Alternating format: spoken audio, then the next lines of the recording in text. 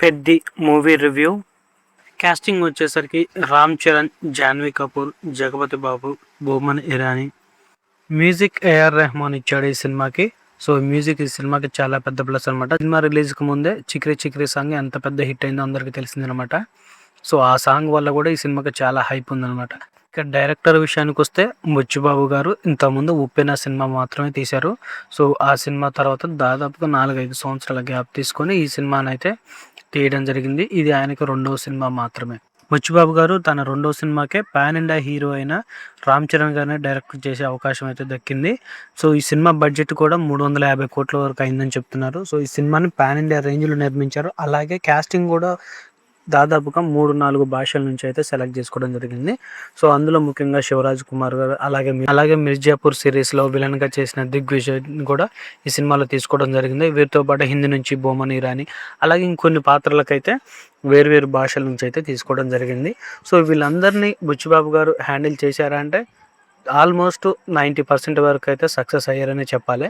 So ఇక story విషయానికి వస్తే రామ్ చరణ్ గారు ఒక గుర్తింపు లేని ఊర్లో అయితే ఉంటాడు అనమాట. ఆ ఊర్లో దాదాపుగా 1800 మంది ఉంటారు. కానీ ఆ ఊరికి ఎలాంటి రోడ్డు మార్గం కానీ అలాగే వెహికల్ సదుపాయం కానీ ఉండదనమాట.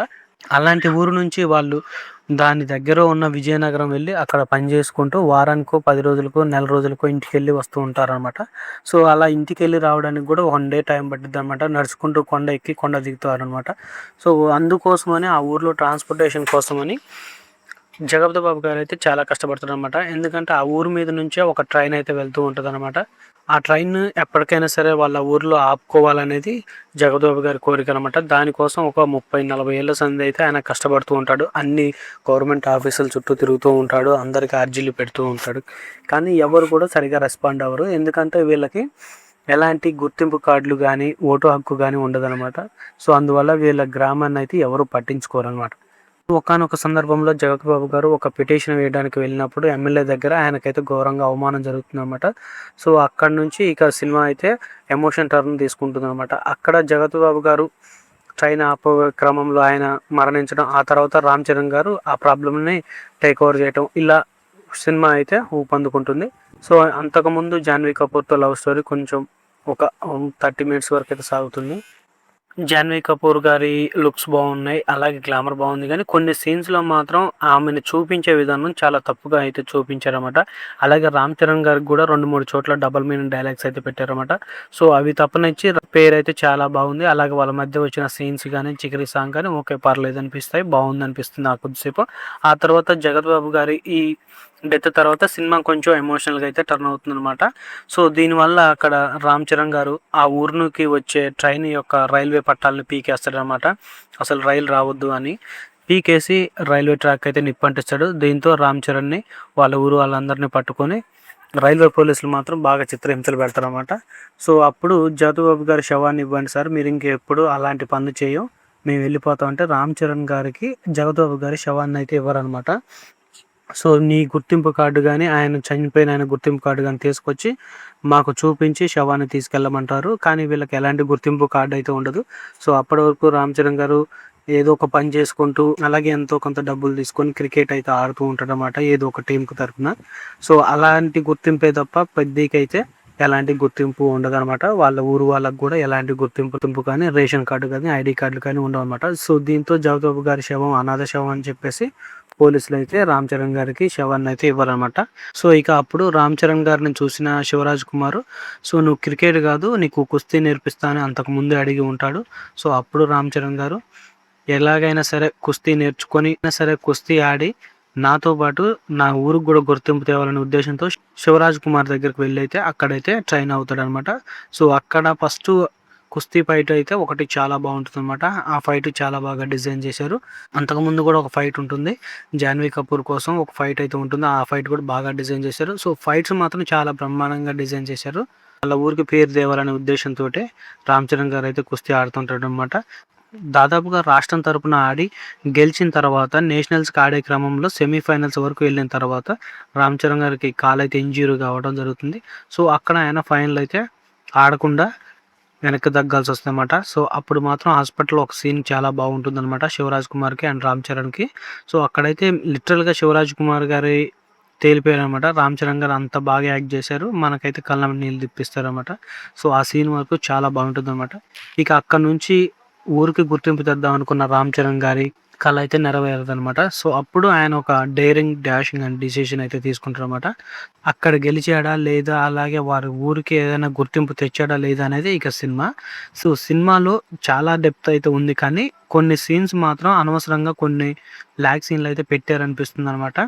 ముఖ్యంగా రామ్ చరణ్ గారికి కుస్తీకి మరియు రన్నింగ్‌కి మధ్యలో ఉన్న గ్యాప్‌లో రామ్ చరణ్ గారు ఢిల్లీకెళ్తారనమాట. అక్కడ చాలామందిని కలిసి వాళ్ళ ఊరికి గుర్తింపు కోసం పోరాటం చేస్తారు గానీ, అక్కడ ఎవరు అతన్ని పట్టించుకోరనమాట. సో, సెమీస్‌లోనే వెనక్కి తిరిగొచ్చావంటే నువ్వు ఓడిపోయినోడివి. నీకెలాంటి గుర్తింపు లేదు. ఇంక నీకేం గుర్తింపొస్తది అన్నట్లుగా అయితే ఆయన్నయితే రామ్ చరణ్ అయితే హేళన చేస్తారనమాట. సో, అక్కడ కొంచెం సినిమా ల్యాగ్ అయినట్టుగా అనిపిస్తుంది. సినిమా కొంచెం డౌన్ అయినట్టుగా అనిపిస్తుందనమాట. అలాగే లాస్ట్ క్లైమాక్స్ గూడా వచ్చేసరికి మనకి చాలా సాఫీగానే సాగిపోతుంది. ఎలాంటి ట్విస్ట్‌లు, టర్న్‌లు ఇలాంటివి ఏముండవు. బట్ రామ్ చరణ్ గారి కాలు తీసే ఎపిసోడ్ మాత్రం చాలా బాగా ఉంది. సో, ఆ సీన్‌లో మాత్రం అందరూ బాగా కనెక్ట్ అవుతారనమాట. ఇక పర్ఫార్మెన్స్ విషయానికొస్తే 'జగపతి' గారు చాలా బాగా చేశారు. రామ్ చరణ్ గారైతే ఈ సినిమాకి ప్రాణం పెట్టారనమాట. సో, నేషనల్ అవార్డు ఎక్స్‌పెక్ట్ చేస్తున్నారు చాలామంది ఫాన్స్ గాని. సో, అది ఎంతవరకు చెప్పలేం గానీ, రామ్ చరణ్ గారు మాత్రం చాలా ప్రాణం పెట్టయితే ఈ సినిమానైతే చేశాడనైతే క్లియర్‌గా అర్థమవుతుంది. ముఖ్యంగా కుస్తీ ఫైట్స్‌లో మాత్రం రామ్ చరణ్ గారి కండలు తిరిగిన బాడీతో కనిపిస్తుంటే అసలు ఎదురుగా ఉన్న ఏ ఒక్క మనిషి కూడా ఆ కుస్తీ పోరులో నిలబడగలగడని మనకు ముందే అర్థమవుతూ ఉంటదనమాట. సో, అంత బాగా బాడీ బిల్డ్ చేశారనమాట. చాలామంది వాళ్ళు ఫస్ట్ నుంచి కుస్తీ నేర్చుకున్నోళ్ళు, ఈయన మధ్యలో వచ్చినోడు వచ్చి అందరిని కొట్టేస్తున్నాడు అని మనం అనుకునే లోపే ఆయన కండలతోటి, ఆయన బాడీతోటి మనల్ని మేనేజ్ చేస్తాడనమాట. సో, అలా రామ్ చరణ్ గారైతే చాలా బాగా బాడీ బిల్డ్ చేసి కుస్తీల వరకు అయితే చాలా వరకు మనల్ని సాటిస్ఫై చేస్తారనమాట. ఇక లాస్ట్‌కి రన్నింగ్ విషయంలో కూడా చాలా వరకు బుచ్చిబాబు గారు చాలా వరకు మేనేజ్ చేశారు. సో, ఏదో ఒక రకంగా అయితే సినిమానైతే హ్యాపీ ఎండింగ్‌కి అయితే తీసుకొచ్చేసాడు. ఇక ప్రాబ్లమ్ ఏంటంటే ఈ సినిమాకి నెగెటివ్ విషయాలేంటంటే, ఈ సినిమాకి ఖర్చు పెట్టినంత స్క్రీన్ మీద అయితే కనపడదనమాట. చాలా వరకు సెట్స్‌లో కనపడుతున్నదనమాట. సో, 'జగపతి బాబు' గారు రైలు ఆపిన ప్రతిసారి అది గ్రీన్ స్క్రీన్‌లో బ్యాక్‌గ్రౌండ్ పెట్టి చేశారని క్లియర్‌గా అర్థమవుతుందనమాట. సో, ఆయన వరకు లైటింగ్ పడుతుంటది. పక్కన ఉన్న వాళ్ళకి లైటింగ్ పడదు. సో, ఈ విధమైన మిస్టేక్స్ అయితే చేశారనమాట. ఫస్ట్ హాఫ్‌లో కొన్ని నైట్ షాట్స్ చాలా బాగా తీశారు గానీ, ఇక్కడ మనకి కొండలోయ ప్రాంతానికొచ్చేసరికి అక్కడ మాత్రం గ్రీన్ స్క్రీన్‌తోని తీసినట్లుగా చాలా వరకైతే మనకు కనిపిస్తుందనమాట. ఆ సన్‌లైట్ అనేది ఫేక్ సన్‌లైట్ అనేది క్లియర్‌గా అర్థమైపోతుందనమాట. సో, దాంతో పాటు కొన్ని చోట్ల బ్యాక్‌గ్రౌండ్ స్కోరు చాలా హై మూవ్‌మెంట్స్‌లో ఉన్నప్పుడు చాలా బాగా కొట్టారనమాట. కానీ కొన్ని చోట్ల అక్కడక్కడ బ్యాక్‌గ్రౌండ్ స్కోర్ తేలిపోయింది. కొన్ని ఎమోషన్ సీన్స్‌లో కూడా ఈ బ్యాక్‌గ్రౌండ్ స్కోర్ పెద్దగా పనిచేయలేదు. ఏమైనా ఈ ఫైట్ సీన్స్‌లో అండ్ బాగా హై ఉన్న మూమెంట్స్‌లో చాలా బాగా బ్యాక్‌గ్రౌండ్ స్కోర్ పనిచేసింది. కానీ సెంటిమెంట్ సీన్స్ వచ్చేసరికి బ్యాక్‌గ్రౌండ్ స్కోర్ పెద్దగా పనిచేయలేదు. అలాగే ఇంకో నెగెటివ్ విషయం ఏందంటే, ఈ సినిమాలో రామ్ చరణ్ గారికి తప్ప మిగతా ఏ ఆర్టిస్ట్‌లకు కూడా లిప్ సింక్ అనేది ప్రాపర్‌గా అయితే అనిపించలేదనమాట. డబ్బింగు కొంచెం కేర్ తీసుకోవాలనిపించింది. ఎందుకంటే చాలామంది ఇతర భాష వాళ్ళు ఉన్నారు కాబట్టి, ఈ తెలుగు డబ్బింగ్‌కొచ్చేసరికి చాలా నాన్ సింక్ డైలాగ్స్ అయితే ఉన్నాయన్నమాట. సో, అదొకటైతే మైనస్ అనిపించింది. ఇక హీరోయిన్ గారికి ఉన్న క్యారెక్టర్ ఇంపార్టెన్స్ అయితే చాలా తక్కువనమాట. ఫస్ట్ హాఫ్‌లో 20 మినిట్స్ వరకు అయితే ఉంటారు. ఇక సెకండ్ హాఫ్‌లో అసలు హీరోయినే ఉండదనమాట. ఒక ఐటెమ్ సాంగ్ మాత్రమే ఉంటుంది.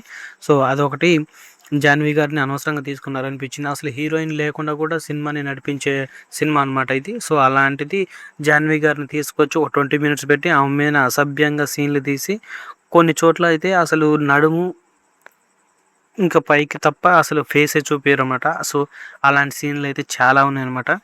సో, అదొకటి జాన్వి గారిది మైనస్.